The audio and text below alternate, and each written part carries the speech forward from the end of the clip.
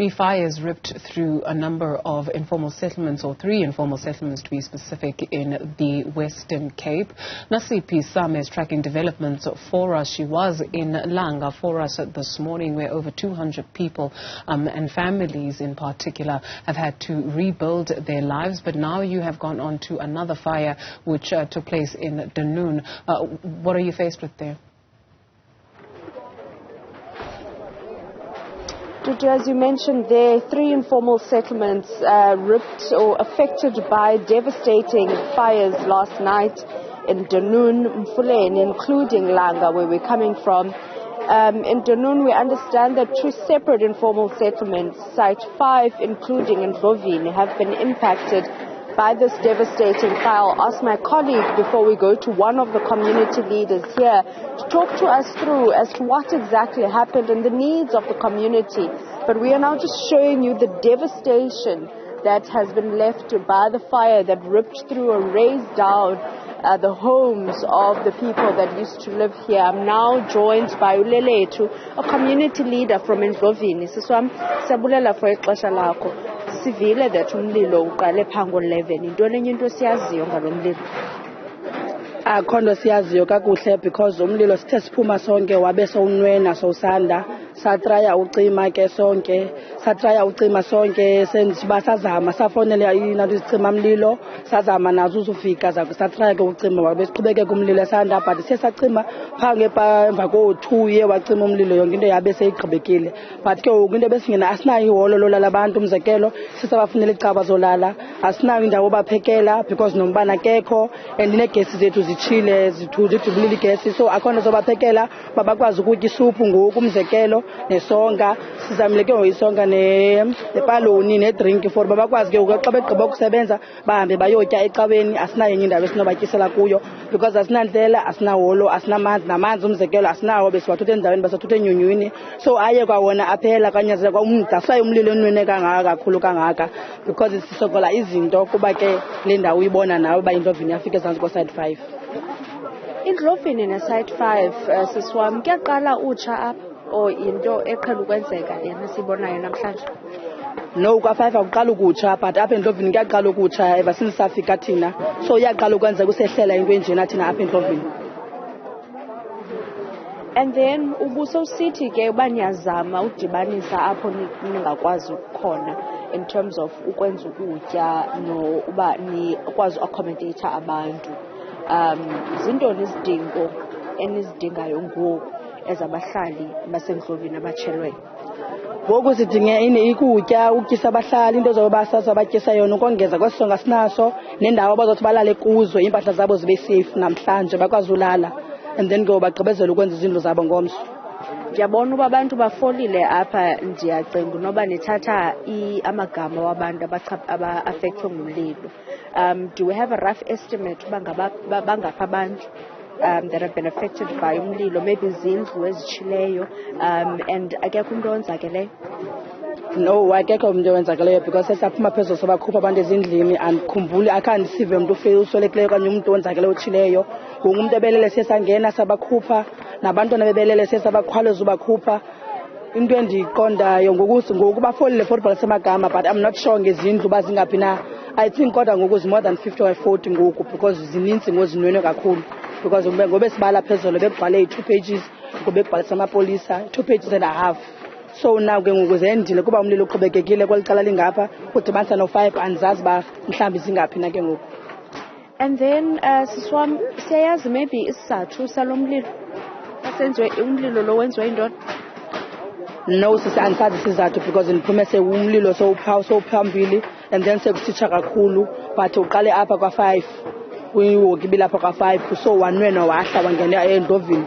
So andisazi isizathu soba mawuqale phaa kwa-5 because wonke umntu akayazi, because khabe kuthethwa phezulu sesizangena esiwokini sacima sakha amanzi sazama ukhana esanti uba makucimeke, so khange kubekho mntu, khandive nto andiyazi. And then before ndikuyeke ke ngoku siswami uthethe ngamanzi uba izicimamlilo ufika kwazo apha zisokole ngendaba yamanzi uba mabacime. Ubusithi maybe it took about 3 hours before umlilo acime. Khoku sinabele kancinci apha uba ubuthethe ukuthini when you said there was an issue with amanzi? besine issue thina before kufike izicimamlilo because thina besiwasokola amanzi uqale umlilo I think ngo-11 but koko besisokola amanzi until 12 o'clock koko besisokola amanzi sisikha enyunyweni ngenyunyu leyo amane amanzi empompoze esihla waphinda aphuma amanzi ngo-1 aphinda aphela amanzi kutep besisikha kuyo because thina asinamanzi apha Endlovini so besisika kwa-5 so siyaphelelwa ngamanzi ufika kwazi izicimamlilo nazo zifike zacima zaphinda zayotha amanzi nazo zabuya zaphinda zacima nazo beyakwazi uyotha amanzi so besineproblem yamanzi ngolo hlobo. That is Leletu, their community leader from Endlovini. So these are two informal settlements that have been impacted by this devastating fire here in Dunoon, third in the city of Cape Town overnight, and she was just talking to us about the people that have been impacted. They're still doing a count. However, just last night she was saying when they did start counting the number of residents that have been impacted by this fire, it was about 2 pages, she indicates there, of the list of people. And basically, or rather what they need now is food and shelter for the people that have been impacted. She does say that last night they did reach out to some of the churches in the community, as they don't have a community hall, to open their doors to accommodate those that are obviously in need. As you hear behind us, many are already trying to rebuild their homes. City of Cape Town indicating that these 3 fires in three informal settlements under the city of Cape Town occurred late last night. And we understand that out of these 3 fires, there were no reported injuries. Lilith also indicating that because this informal settlement does not have a lot of service, or rather doesn't have access to water, they did battle to put out the fire as they waited for the fire and rescue services, which they did arrive. However, she also indicates that it did take some time for them to contain this particular blaze, as this community is quite densely populated. But to talk to us briefly, I'm joined by Alisa Blay. You indicated last night that you were in Langa, affording humanitarian aid relief there. We're now in Dunoon, and there's other fires as well. Talk to us about perhaps how many fires you've seen this past month, or shack fires rather. Thank you. As you correctly said, during the early hours of last night, we received frantic calls from the community of Langa. We reached the site around about 10 p.m. at the Choslow informal settlement. The firefighters were just busy putting out the last of the blaze and trying to prevent any flare-ups. In the early hours of this morning, we were called by the community of this Dorenbach informal settlement, informing us that there's a number of structures on fire. We are currently busy with the community leaders, busy with assessment, and then there's another fire happening in Mufuleni that has been contained as well. We have a team that side to do assessments.